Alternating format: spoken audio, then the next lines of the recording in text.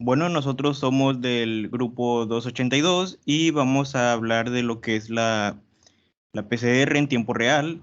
Este equipo está conformado por Laura Natalia Ramírez Ávila y por mí, José Aurelio Hernández Obregón. Y pues vamos a comenzar con el tema.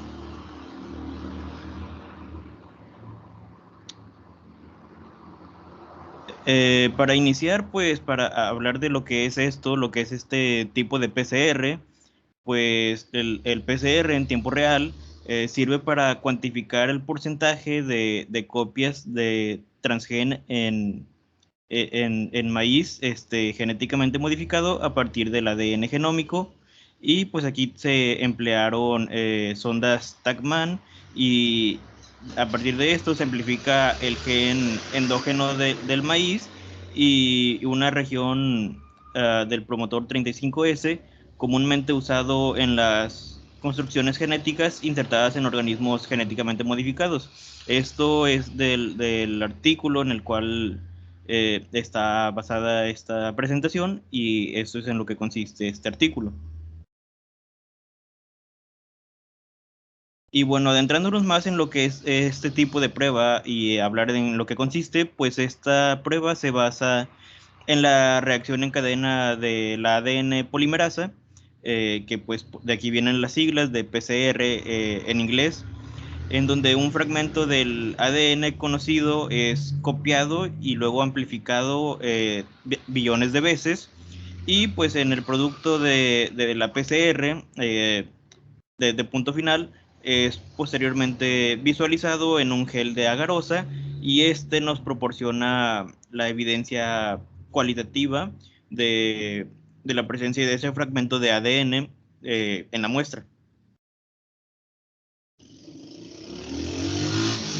En cuanto a la PCR en tiempo real, pues esta es una modalidad donde donde la acumulación de ADN que es amplificado también es detectado y además es cuantificado a medida que la reacción va avanzando. Esto quiere decir en tiempo real, a esto es a lo que se refiere.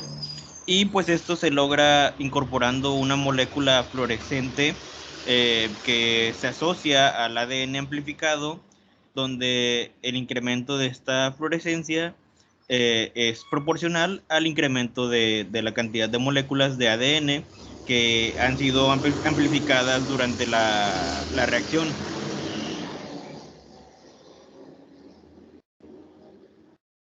En cuanto a los protocolos de este tipo de PCR, que es en tiempo real, pues pueden diseñarse para obtener resultados cuantitativos, así como demostrar que hay presencia o ausencia de un fragmento de ADN o de ARN, o los resultados también cuantitativos, calculando el número de copias del ADN, que estos, al compararse con una curva estándar, pues establece la cantidad de microorganismos presentes en una muestra determinada, o también pues se puede determinar el número de moléculas de ARN para designar la expresión de este.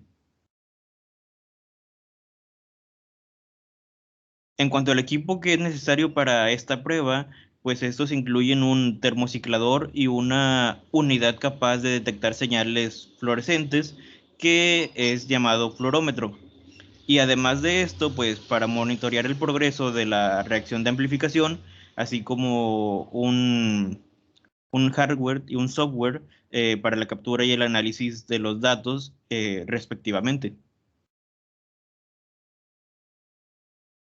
En cuanto al termociclador, pues este es un equipo que debe ser capaz de mantener una temperatura uniforme para toda la muestra y ser lo suficientemente rápido en en la transición de las temperaturas que van de una etapa a otra. Y el sistema fluorométrico, pues este consiste en una fuente de energía para excitar a los fluoróforos y un sistema de detección que permite monitorear las señales que son emitidas, esto a una longitud de onda de la emisión.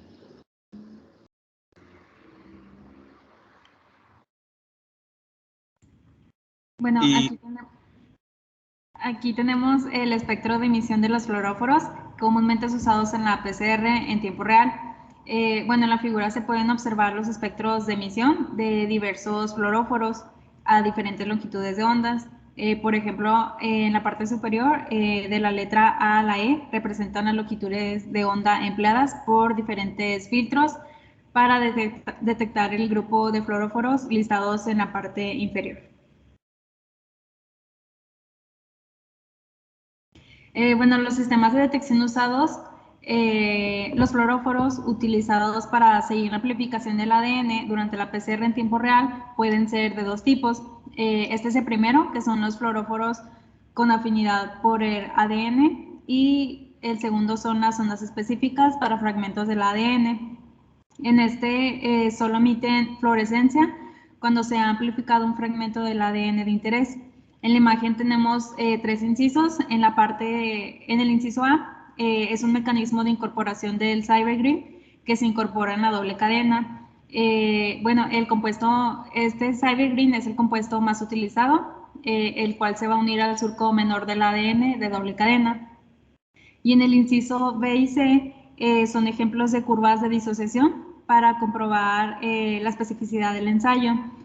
Cuando hay un solo producto, la línea es continua, y cuando hay dos productos amplificados, la línea va a ser punteada.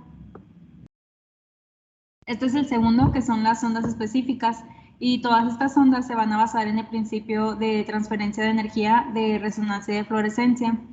En la imagen, en el inciso A, tenemos las ondas de hidrólisis, que estas son una representación de fluorescencia emitida por sondas Tagman. En el inciso B tenemos las ondas de hibridación, en donde cada uno se va a acoplar a un fluoróforo donador. Y en el inciso C tenemos las ondas de horquilla.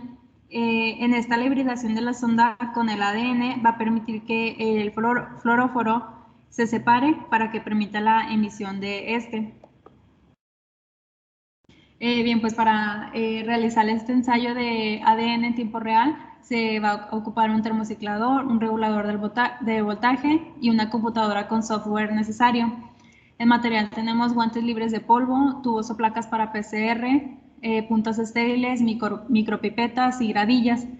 En los reactivos va a ser las ondas Tagma, iniciadores para el marcador P35, y de igual forma sondas Tagman e iniciadores para el marcador endógeno, y pues nuestras muestras. Bueno, en este protocolo de este ensayo se cuantificó el porcentaje de copias transgen en maíz genéticamente modificado a partir del ADN genómico. En este se emplearon sondas Tagman y se amplificó un gen endógeno de maíz y una región de promotor 35S. En este ensayo dividieron pues las etapas de este ensayo de ADN en las que se muestran en la imagen, que la primera va a ser extracción del ADN genómico, posterior la cuantificación y dilución del ADN, la preparación de la mezcla de reacción, preparación de la curva de calibración y controles, colocación de la mezcla de reacción y el ADN en la placa para la PCR. Posterior la amplificación por la PCR del fragmento ahora sí del ADN endógeno y del gen de interés. Y pues finalmente el ajuste de la curva de calibración y obtención de datos. Y como una pequeña conclusión, pues tenemos que el análisis por PCR en tiempo real puede realizarse a partir de una amplia variedad de muestras clínicas, como tejidos frescos y fijados en parafina, secreciones corporales, líquido cefalorraquídeo, sangre total, plasma, leucocitos, material fecal, exudados de garganta, vaginales o anales, entre otros. Se pueden detectar diversos microorganismos como virus y bacterias a nivel cualitativo. Esto significa presencia o ausencia, o a nivel cuantitativo, que significa la carga viral. Y sería todo de nuestra parte.